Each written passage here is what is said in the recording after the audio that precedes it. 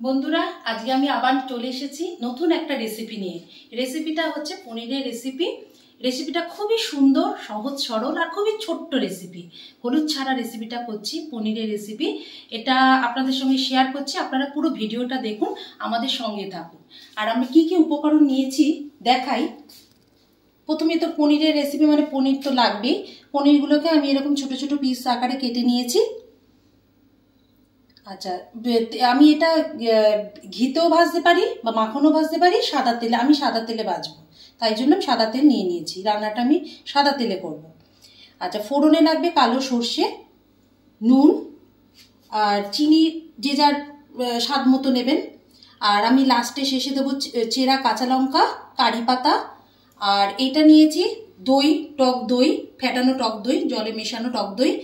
আর আমি এটা একটা মিক্সার নিয়েছি, মিক্সারে আমি এটা করে নিয়েছি মশলাটা।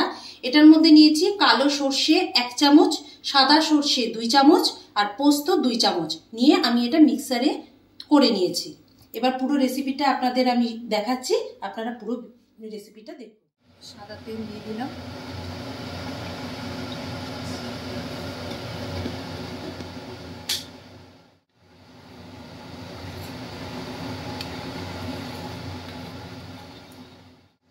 এবার আমি পনিরগুলো দিয়ে দেবো। পনিরগুলো বেশি ভাজবো না, অল্প ভাজবো।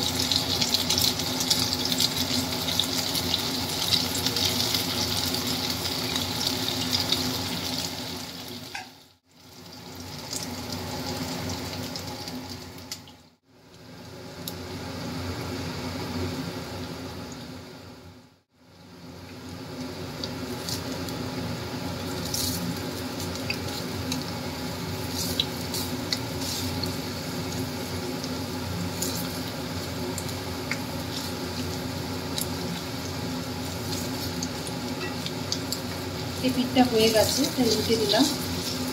ওই পিঠটাও এরকম হালকা ভেজে নেব। এইভাবে প্রত্যেকটা পনির আমি, যতগুলো পনির আছে আমি ভেজে নিয়ে পাশে আমি গরম জল করে রেখেছি, উষ্ণ গরম জল। সেই উষ্ণ গরম জলের মধ্যে আমি এই পনিরগুলো ভেজে ছেড়ে দেব। এর একটা কারণ আছে, কারণটা হলো তাতে পনিরটা নরম থাকে, সফট হয়, তাতে খেতে ভালো লাগে, টেস্টি।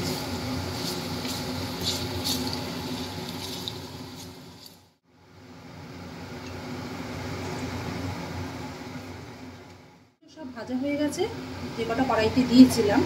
এবার এগুলো তুলে উষ্ণ গরম জলে দিয়ে দেবো।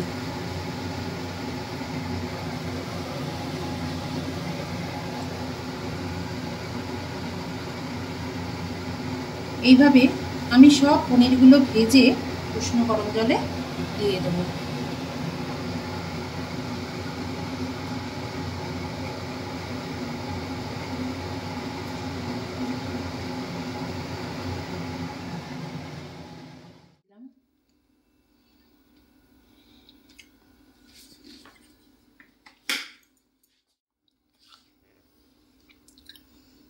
তেলটা গরম হয়ে গেছে, এবার কালো সর্ষে দিয়ে দিচ্ছি।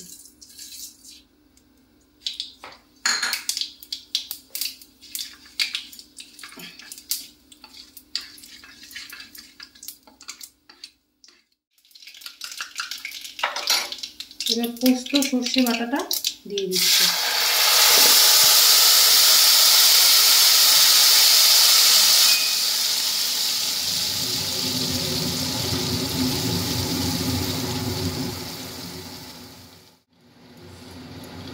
মিডিয়াম আঁচে দিয়ে এটা নেড়ে যেতে হবে। কষানো? হ্যাঁ, কষানো।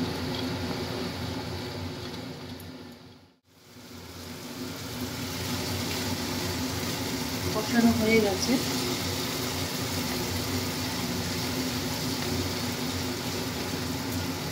এবার আমি দইয়ের জলটা দিয়ে দেবো, দই ফেটানো জলটা।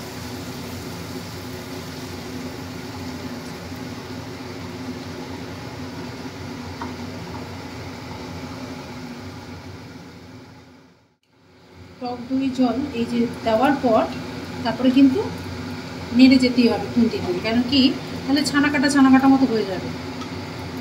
ওই জন্য মিডিয়াম আঁচে দিয়ে এটা নেড়ে যেতে হবে। টক তরকারিটা একটু হালকা মিষ্টি মিষ্টি হবে বলে একটু চিনি দেবো, যে যার স্বাদ মতো দেবে।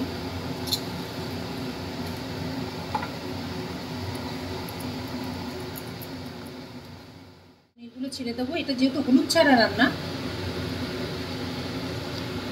সাদা সাদাই হবে এবং খেতে খুবই টেস্টি হয়।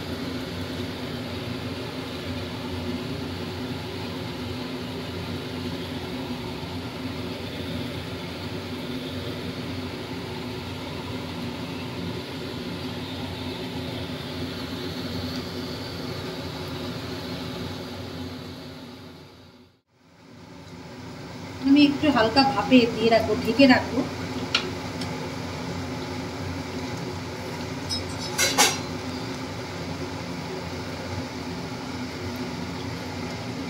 লো ফ্লেম করে এটা একটু ঢেকে রাখবো 2 মিনিট মতো। দেখি পরিস্থিতিতে আছে, হয়ে এসছে।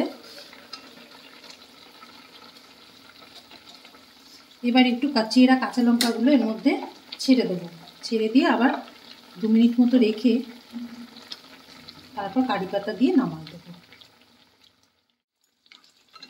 হয়ে গেছে।